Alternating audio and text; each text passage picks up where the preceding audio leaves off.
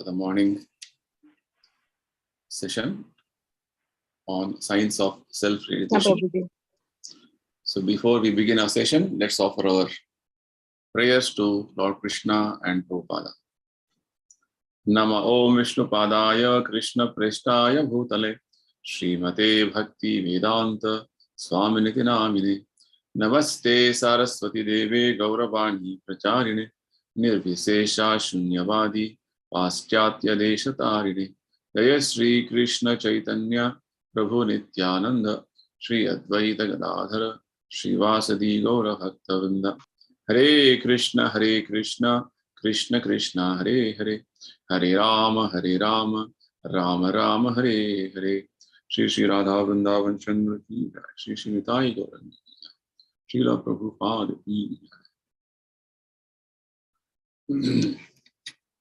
Welcome everyone for the Sunday session on the science of self-realization. We're discussing from this book since almost 1 year. So today we're going to continue with the discussions we were having on one topic, which we started last week. The topic was the knowing the purpose of life.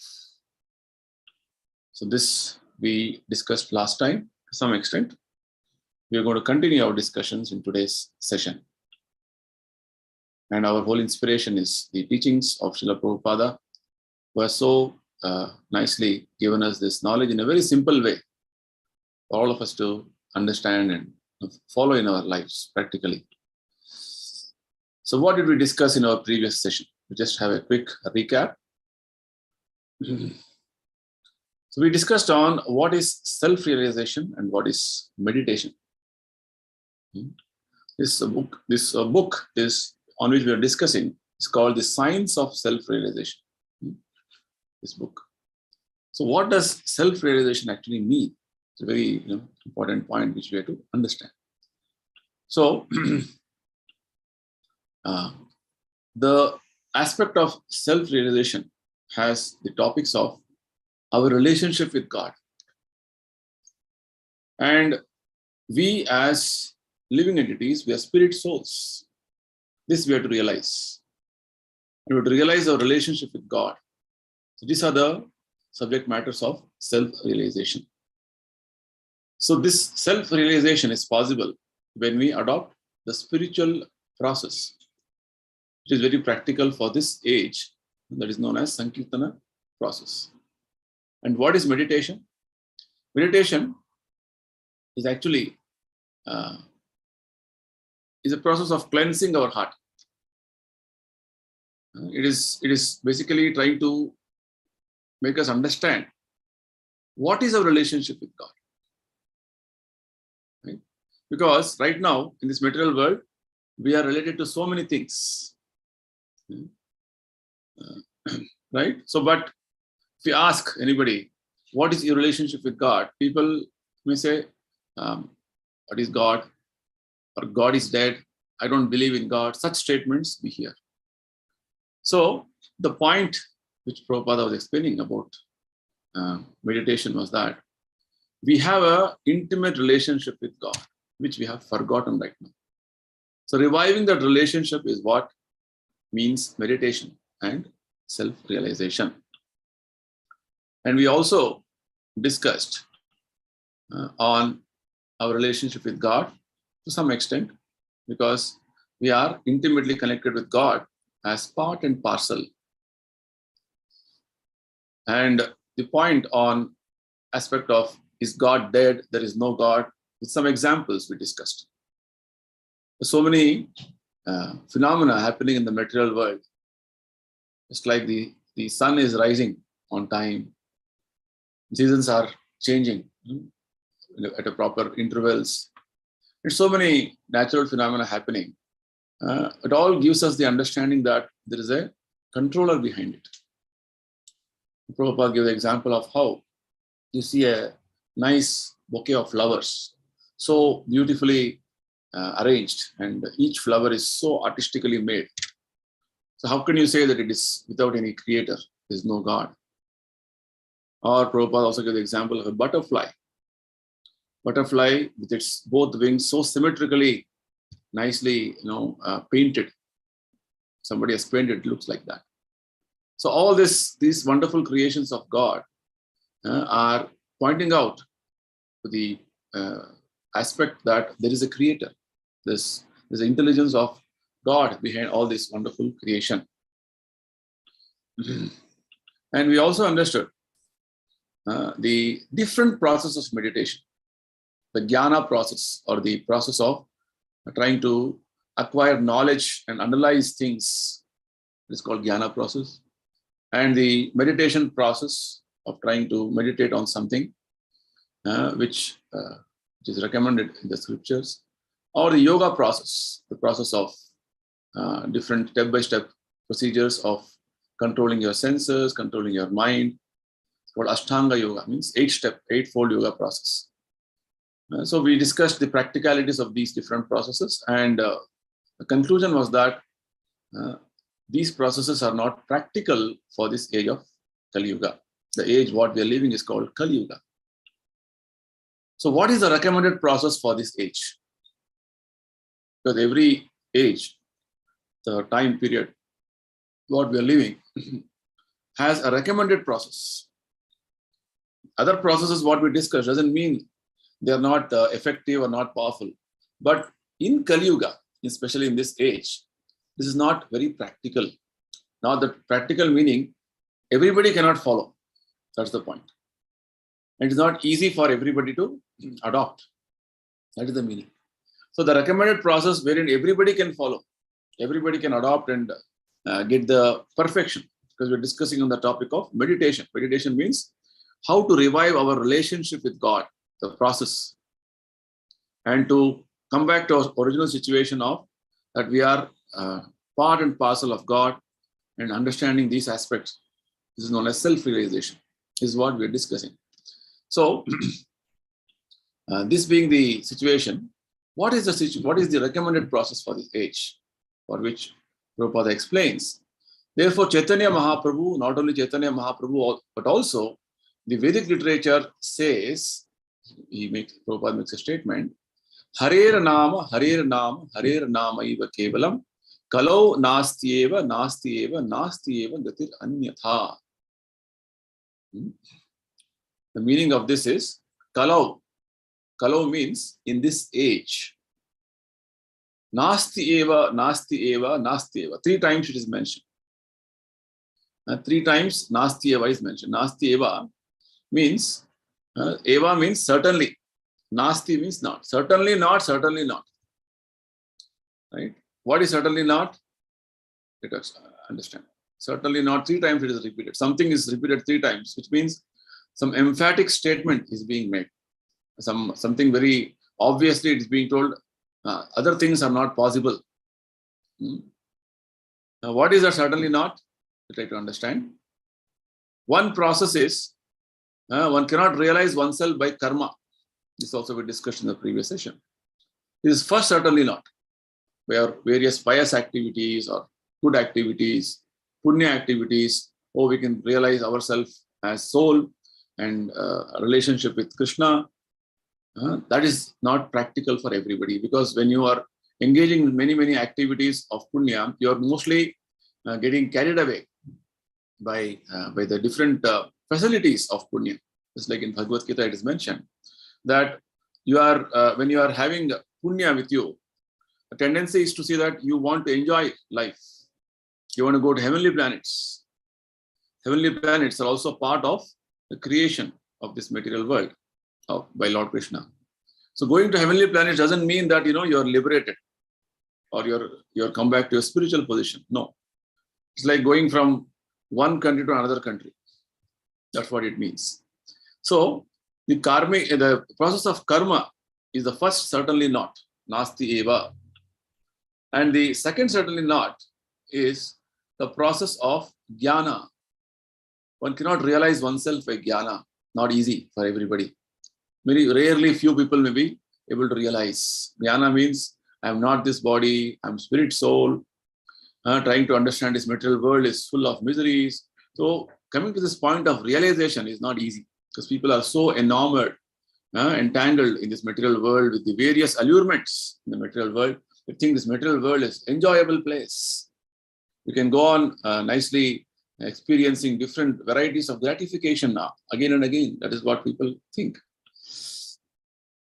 And the third certainly not is that one cannot realize oneself by yoga. So the yoga process, the Ashtanga yoga process, which is also mentioned in the Bhagavad Gita by Lord Krishna. Very lot of regulations Krishna explains how to practice this yoga. One has to go to a secluded place, a sacred place, area where there is nobody, and one has to practice brahmacharya.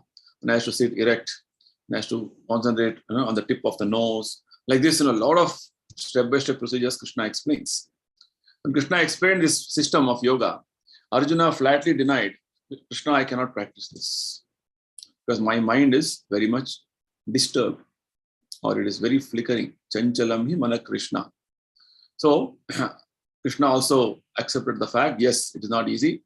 And the easiest process Krishna recommends is actually the process of Hare Nama. Man Mana Bhava. Means Krishna says you have to chant my holy name. That is the best process. So Kalau means this in this age. Kalau nastyeva gatir anyatha. So what does it mean? In this age, one certainly cannot achieve success by any of these three methods. The process of karma, the process of jnana, or process of yoga, you cannot achieve success. Which means the process of success. The success meaning here means the process of self-realization, or the achievement of self-realization that I am spirit soul, I am part and parcel of Krishna, I have to serve Krishna. This understanding, this realization cannot come about. So then what is the recommended process? Hare Nama, Hare Nama, Hare Nama eva kevalam. Simply you have to chant the Hare Krishna mantra. See, 3 times again repetition is there. Hare Nama, Hare Nama, Hare Nama eva kevalam. The Hare Krishna mantra is very simple. Hare Krishna, Krishna Krishna, Hare Hare. Hare Rama, Rama Rama, Hare Hare. So Chaitanya Mahaprabhu used to mention about the words just now we discussed. Hare Nama, Hare Nama, Hare Nama. He used to preach like this to everybody. So this is the recommended process for this age, which everybody can adopt. Even a child can chant. Even a person who is not educated, he can chant. Rich can chant, poor can chant. No discrimination. And Prabhupada practically demonstrated this.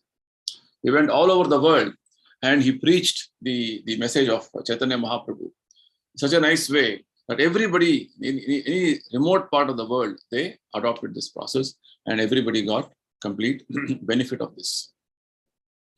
Let's move forward.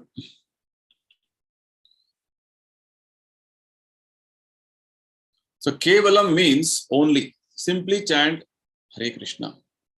And the Acharya say, it is the easiest and most sublime process. Easy, we understand, not difficult. Sublime means you need not go through so many procedures. It's like in physics, this term is used. Science, sublimation. It's like the water or other some chemicals, immediately they become vapors. From the solid state to vapor state. It's called sublimation. Like that, the step-by-step procedure, which is generally recommended for people, is not the thing in which is experienced by the chanting of Hare Krishna. Whereas the Vedic processes of karma, jnana, yoga, slowly a person will adopt them and will purify his consciousness, and slowly, step by step, he'll move to the highest level. Whereas chanting Hare Krishna will immediately bring him to the topmost platform, provided he is sincerely following the process. That is the point. It's a very sublime process, very quick process, easy and quick process. So this is recommended, practical, and authorized. Chaitanya Mahaprabhu recommended this. All the acharyas, the saintly teachers in the line of Chaitanya Mahaprabhu practiced and He recommended this, and it is very practical. Anybody can adopt this, and you can see the result. And it is very authorized process. So Prabhupada says, please take it, accept it in any condition of life, and chant. The recommended process for this age of Kali to come to the level of, or to practice meditation and come to the level of self-realization is to accept this process. And Prabhupada says there is no expenditure, there is no loss. If you chant Hare Krishna, what are you going to lose? And nobody is asking you that you pay something to chant Hare Krishna, right? Whereas any other thing in the material world, without payment or without properly giving expenditure for that, you can't experience it. Hare Krishna mantra is freely available by the mercy of Lord Krishna, Chaitanya Mahaprabhu, all the acharyas. It is freely available for us. Just we have to accept it. We have to adopt the process of chanting. That's all. So we are not chanting a secret. Prabhupada says it is not. It is open.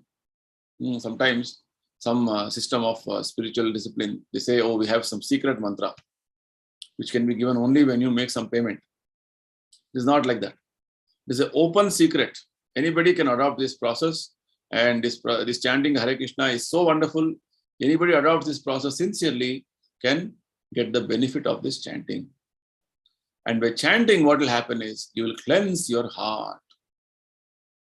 It's exactly the process of meditation. Meditation means cleaning our heart with all the misconceptions, misidentifications, and realizing our relationship with God. So chanting immediately cleanses our heart when you adopt the process in a very sincere manner, in a very serious manner.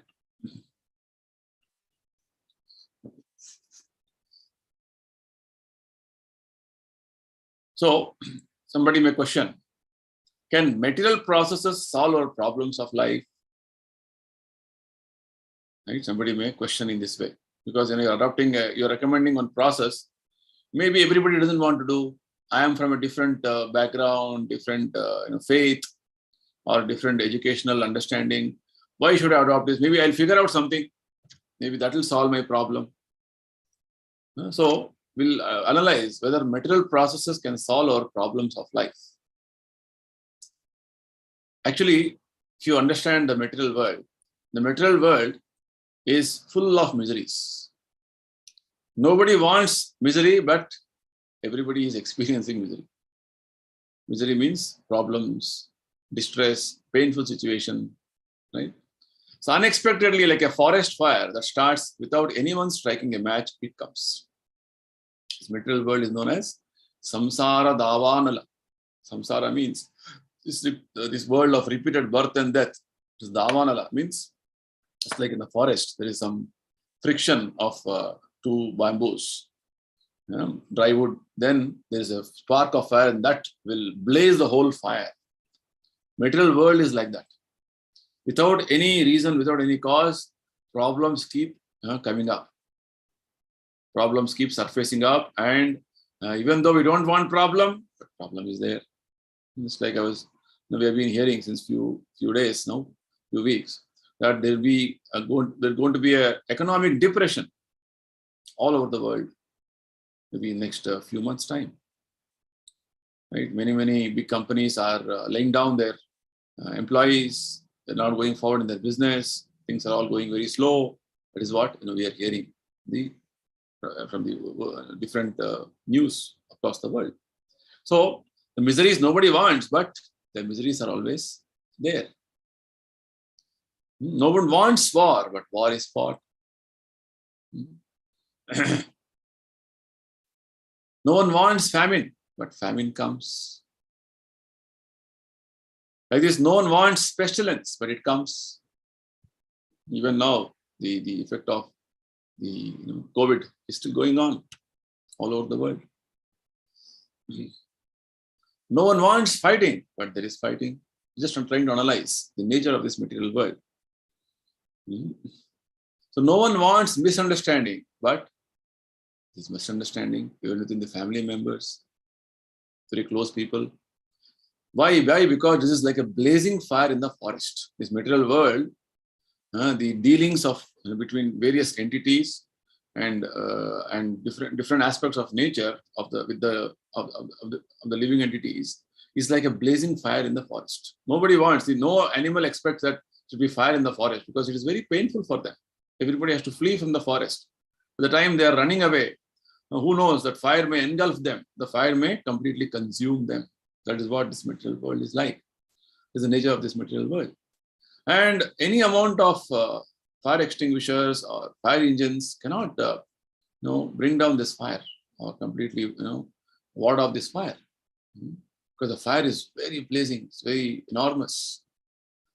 So the blazing fire of problems cannot be extinguished by a so-called advancement of knowledge. So we're discussing on the point, can material processes solve our real problems of life?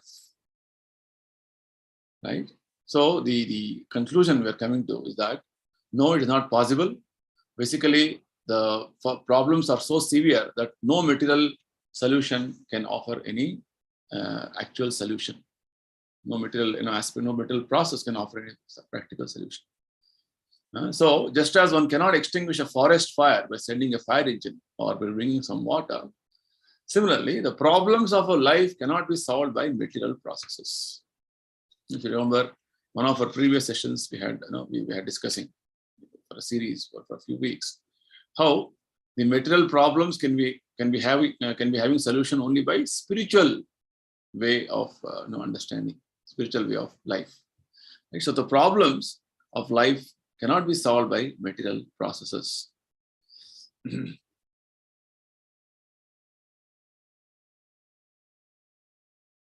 So let us analyze this aspect with few examples, which is given in the given by great authorities. One of the great authorities by name Prahlad Maharaj says in the Bhagavata, he says, "My dear Lord, the father and mother are not actually the protectors of the children." So Prahlad is offering praise to Lord Narasimhadev. He's telling, parents have their children, and the parents, if they think that we are actually protecting my children or protecting our child, that is not proper. Why? Because the father and mother take care of their children. That is their duty, definitely. But they are not the ultimate protectors. Why? Because when nature's law calls the child, the father and mother cannot protect him. Many examples are there wherein children, have an untimely death. So this is how the arrangement was, that they have to leave their body. So therefore, although generally it is considered a fact that the father and mother are the protectors of the child, actually it is not a fact. Really, when there is a need for real protection, the parents cannot do anything. They may say, "Oh, we are protecting our child, we're taking care of our child," but until what extent? So there's a very practical example given by Prahlad Maharaj. Father and mother cannot be called the ultimate protector. Protector means even from death, father and mother has to protect. For that matter, even parents cannot be protected by children. When the children are grown up, parents are elderly, they cannot be protected by the children, either way. So it is a false notion, though I am taking care of my parents, or parents think I am taking care of my children, our children. So it is a false understanding. So it is the first example Prahlad Maharaj gives. And further, one more example, nice example he gives. If someone is sailing the ocean and he thinks he has a very nice boat, will that protect him?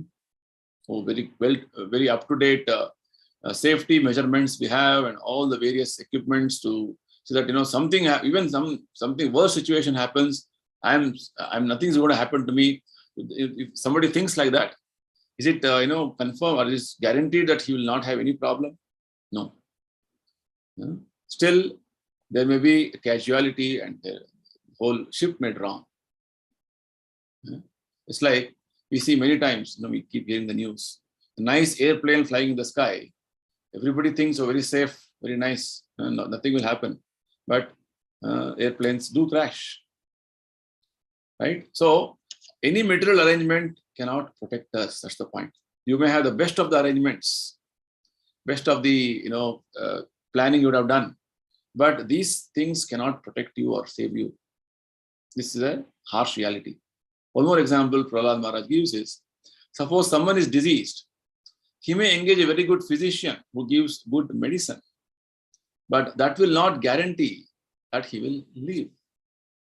Right? Good medicine, good treatment, doctor facility, hospital, everything is there. But does it ensure that I will not be diseased again? Does it ensure that he will not die? No.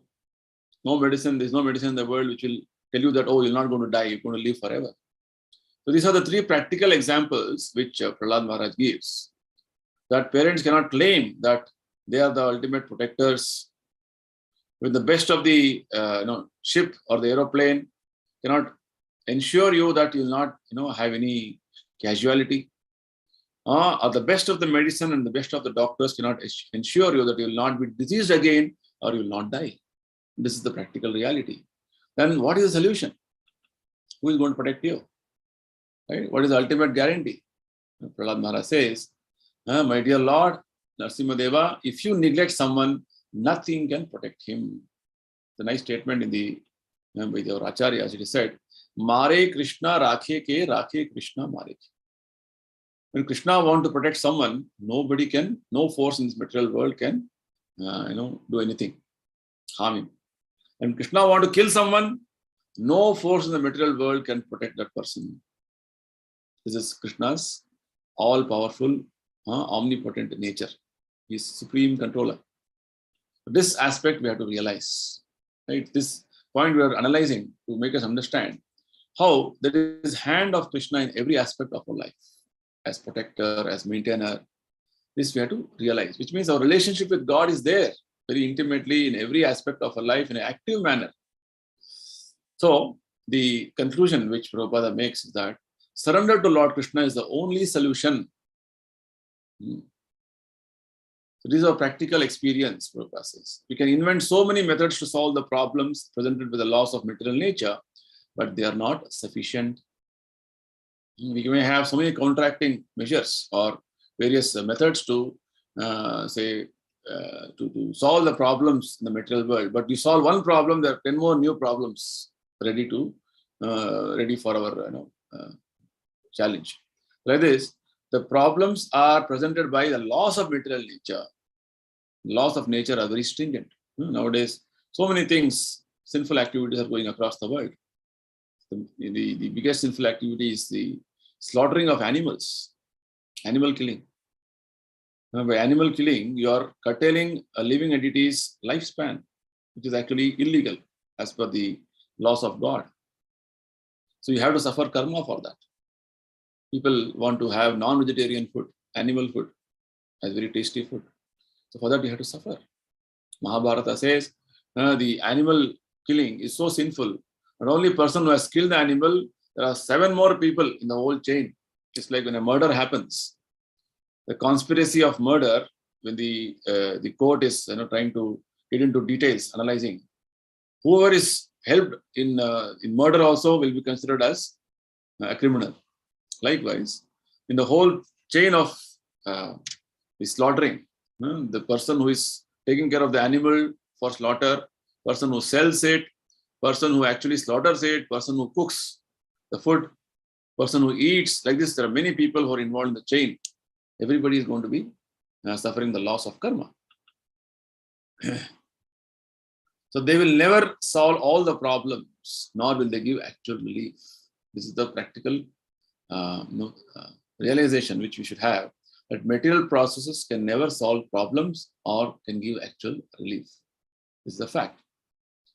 Therefore, Bhagavad Gita, Lord Krishna says, Maya, this external energy, is very, very strong. No one can surpass it. It is almost impossible. The next statement in Bhagavad Gita, Krishna says, Daivi esha gunamayi mama maya duratyaya. This Maya Prakriti is my energy, Arjuna, and nobody can surmount or nobody can surpass this. Nobody can overcome this. Duratyaya means not easy to surpass, not easy to overcome. So it is not that with our own way of scientific discovery or some type of a manipulation and some type of a big arrangements we do, we can overcome the problems in this material world.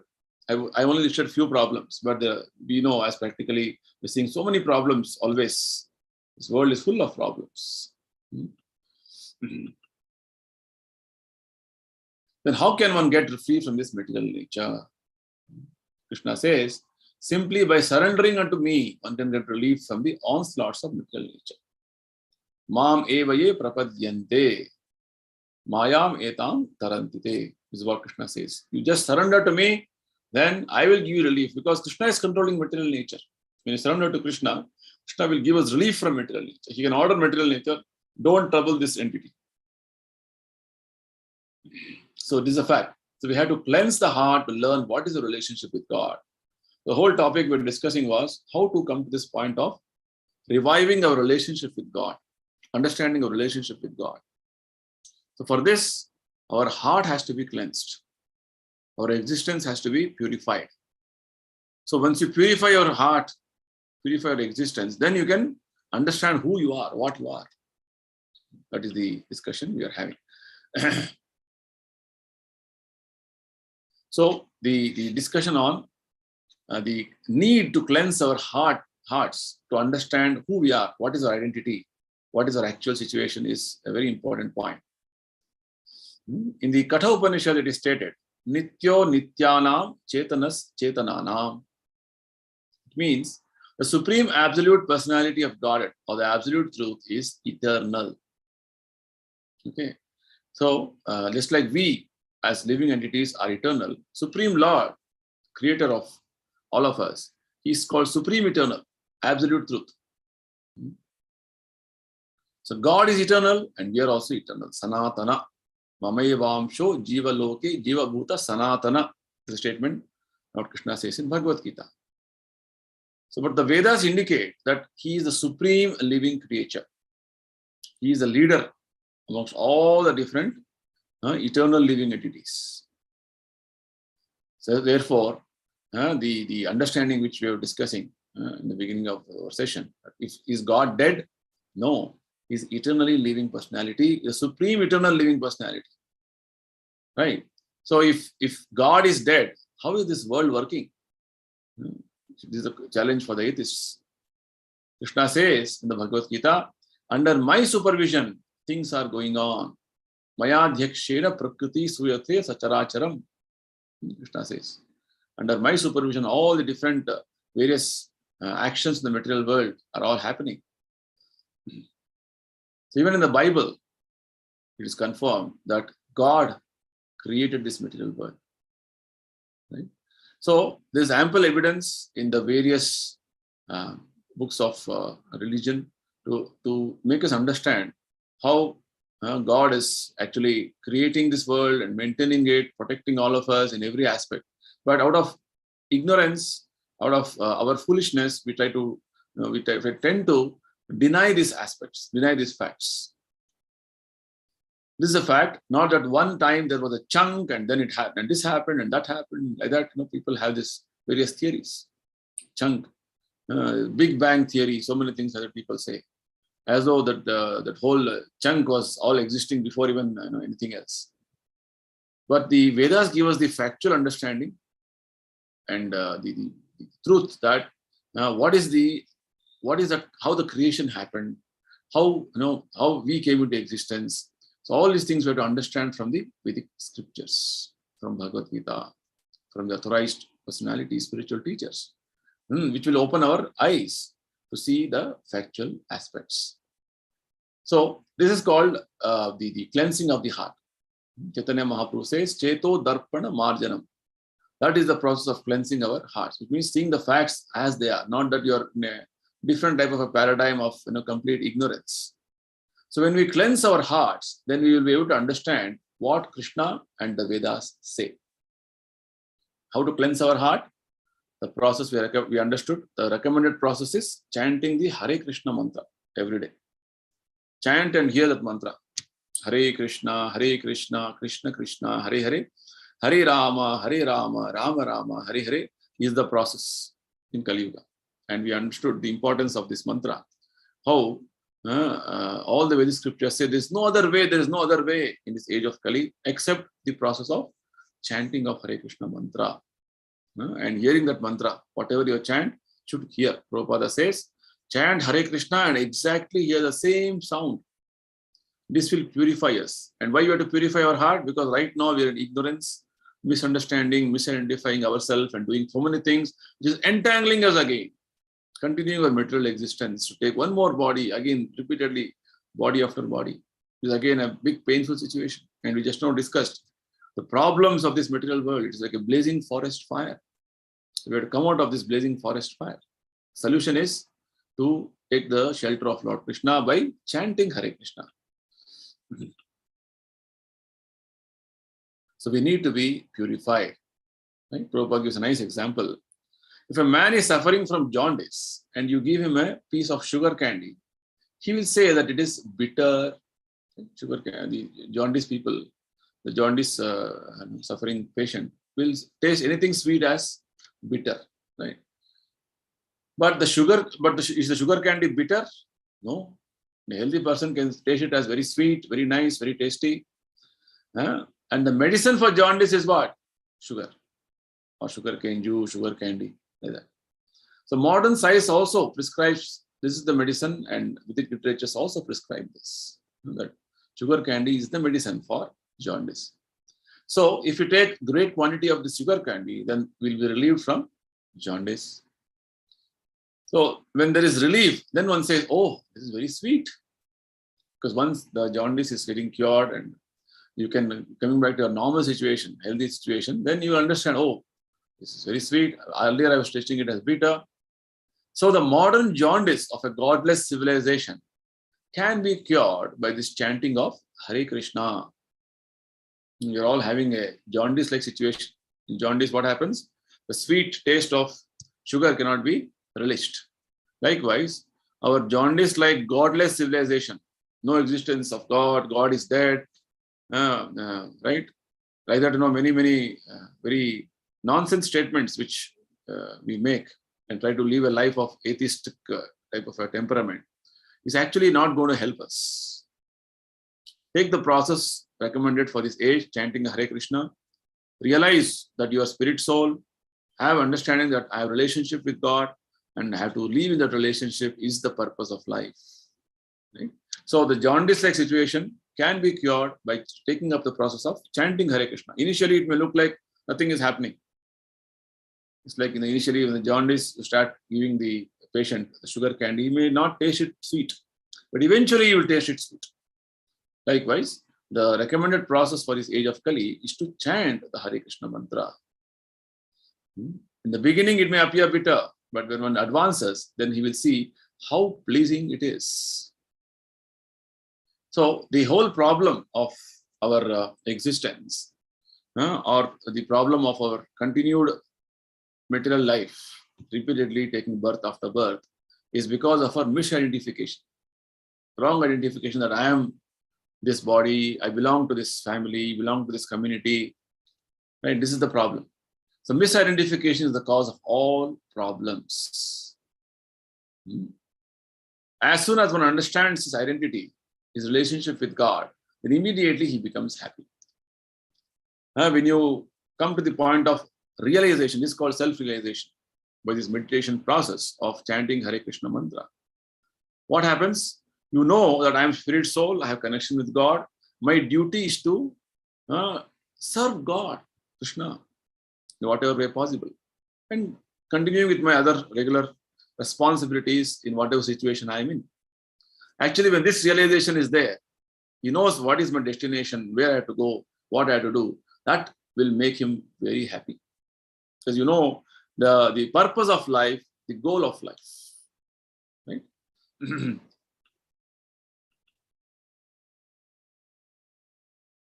So we are, sorry.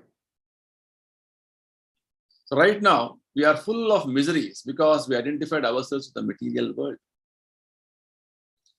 The problem are the different miseries we are going through. Dukkhalayam ashashvatam, Krishna says in Bhagavad Gita. This world is full of miseries. Why? Because we have identified ourselves with the material world. In this life, I'm identifying myself as part of this family, this particular community, and so many problems there. Previous life, what I was, I don't know. In what type of problematic situation. Next life, where I'll be born, I don't know. But in this life, I'm just identifying with a particular situation, particular circumstance, and going on in my life. This is the problem. Identifying ourselves with the different material situations is the problem for our problem of our material miseries. We are experiencing miseries right now. Therefore, we are unhappy. So anxieties and fearfulness are due to our misidentifying with the material world. Misidentification basically means I am thinking I'm very much part of this whole situation, this whole arrangement. I'll give a very nice example. It's like we'd have gone to movie theaters and seen the movies. Sometimes you've gone to a movie wherein there's a very emotional scene, and you're identifying yourself with the characters of the movie, and you have become so emotional that you're crying, even though the whole everything is happening on the screen, but you identified yourself with the characters and you're experiencing that emotional feelings as the character is going through that various painful situation. Likewise, when we take up a body, male or female body in a particular situation, particular family, we go through all this emotional drama, right? So this is what is the reason for our anxieties. One more example Prabhupada gives is in the darkness, when you're holding a rope, but you are misidentifying the rope to be a snake, and you're fearful. Oh, this I'm holding the snake is in my hand. When it will bite me, I don't know. But as soon as there's some light, the current is gone and current comes back, power comes back. Oh, it is only a rope. All your fear is gone. Likewise, our misidentification of our actual existence or what we are is the problem of this. Is the problem for our present situation. All the anxieties, fearfulness, all the emotional various experiences we're going through is because of that. The other day, Prabhupada says, I was explaining that one who identifies with this bag of bones and skin is like an animal. It's a very bold statement by the Bhagavatam. It says, anyone who identifies this, I am this body, then he's like an animal. It's like when you're traveling in a car, if you identify that I am the car, that is wrong. You're a driver in the car. Likewise, I am the person within this body. I am the dweller within this body. I am not the body. Body is only a yantra. Body is only a machine for me to carry here and there. But I am the living entity within the body. Deha, Dehi, Krishna explains. So by chanting Hare Krishna, this misunderstanding will be cleansed. What misunderstanding? That I am this body and this bodily extensions are mine and everything is, my whole life should be dedicated for this. This misidentification will go. So cleansing of the heart means that one will understand that he does not belong to this material world. He belongs to the spiritual world. The whole problem with everybody in the material world is misidentification, wrong identification. So then when you understand, by chanting Hare Krishna, you will come to this level of understanding, realization that Aham Brahmasmi. I am spirit soul. And this Aham Brahmasmi means I am a spiritual entity, part and parcel of Krishna. But right now, what is our way of identifying ourselves? Somebody is born in a specific situation, specific one country, like I am born in England or India or America, identifying with that, identifying as I am belonging to this nation. That is called ignorance. Now today you are an Englishman because you are born in England, but in your next life you may not take birth in England. No guarantee. What were you in previous life, which country, which universe, you don't know. It may be in Russia or China or some other country. Right? So, or one may not get this human form of body also. No guarantee. So this is the situation in our journey of life. Today, you are a nationalist and you are a great follower, very great follower of your country. Right? You may be telling Jai Jai for your country. Right? But tomorrow, if you stay in your country, you may be cow being taken to a slaughterhouse. This is the type of ignorance people are going through. You may become an animal and you'll be taken to a slaughterhouse for slaughtering. So we'll continue our discussion further on this identification, our identity crisis.